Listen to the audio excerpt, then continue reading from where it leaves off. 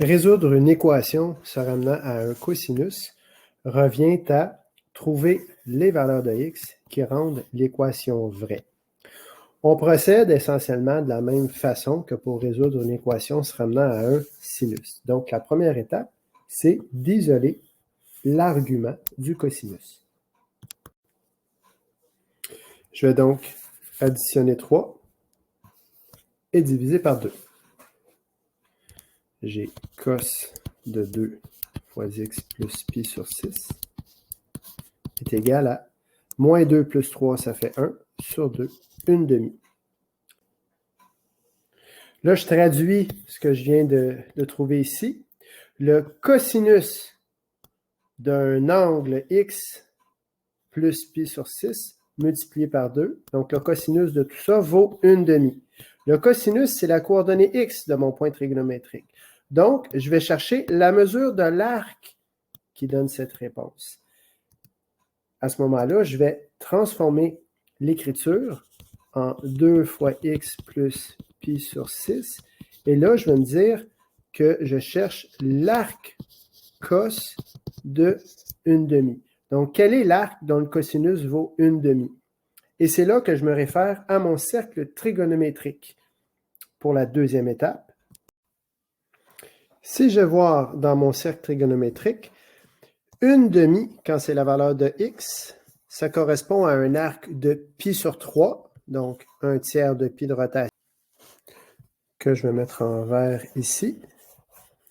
Mais cette valeur de x ici correspond également à moins 1 tiers de pi de rotation. Tiens, je vais le mettre en bleu celui-là. Donc, moins 1 tiers de pi.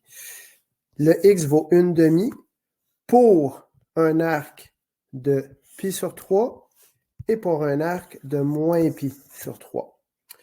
Et c'est là que mon calcul se sépare en deux ici. J'ai 2 fois x plus pi sur 6 qui vaut un arc de pi sur 3. Et j'ai également 2 fois x plus pi sur 6 qui équivaut à un arc de moins pi sur 3. Donc, dans les deux cas, ça vaut 1 demi. Et là, la troisième étape, résoudre les équations pour isoler le x.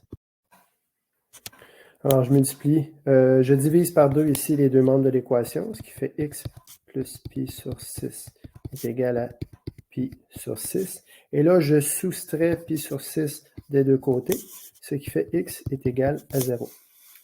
Je vais chercher l'autre valeur, donc x plus pi sur 6 est égal à moins pi sur 6.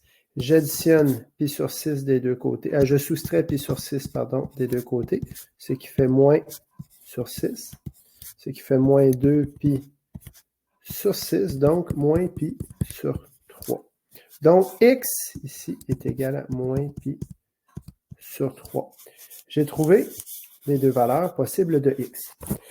Là, je vais aller chercher ma période parce que ces valeurs-là vont se répéter parce que la fonction est infinie, donc soit elle augmente positivement ou elle diminue, elle va vers les négatifs. Alors, déterminer la période, c'est la prochaine étape. Donc, la période, c'est 2pi sur la valeur absolue du paramètre b. Ici, mon paramètre b vaut 2, donc 2pi sur la valeur absolue de 2, c'est-à-dire 2pi sur 2, donc pi. La période est de pi. Alors, je vais multiplier pi par n, parce que n étant un nombre entier, ça appartient aux entiers, bien, je vais multiplier les valeurs de x par 1, par 2, par 3, par 4, par 5 et par moins 1, moins 2, moins 3, moins 4, et ainsi de suite, de même que la deuxième valeur. Ce qui fait qu'au final, je peux représenter l'ensemble solution. Je peux représenter l'ensemble solution en compréhension. Alors, je prends la plus petite des deux valeurs. Donc, x appartient à l'ensemble moins pi sur 3, auquel j'ajoute la périodicité, donc pi n. Et la deuxième valeur, 0, je ne l'écrirai pas, plus pi n, donc pi n. Ça, c'est en compréhension. Mais je peux l'exprimer également en extension. Donc, je suis toujours dans l'ensemble solution. Vous pouvez vous tracer un axe pour vous aider à suivre. Alors, je sais que j'ai toutes les valeurs de pi. On peut prendre la première valeur est 0, puis ajouter pi à chaque fois. Donc, je vais avoir pi, moins pi, 0, pi, 2 pi, 3 pi.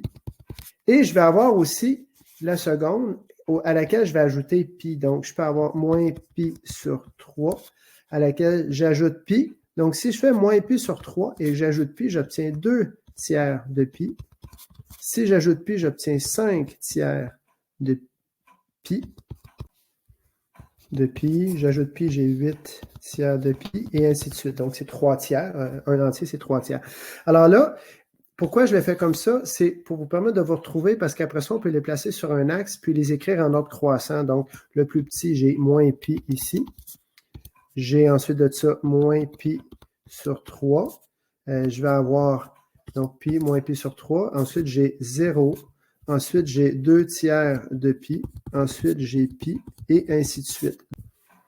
Donc, au final, si je veux exprimer l'ensemble de solutions en extension, x appartient à l'ensemble. Alors, je commence par 3 points pour dire que ça va jusqu'à moins l'infini.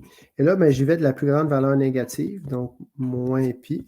J'ai moins pi sur 3, et j'y vais comme ça en croissant. Donc, 0, 2 tiers de pi, 2 tiers de pi.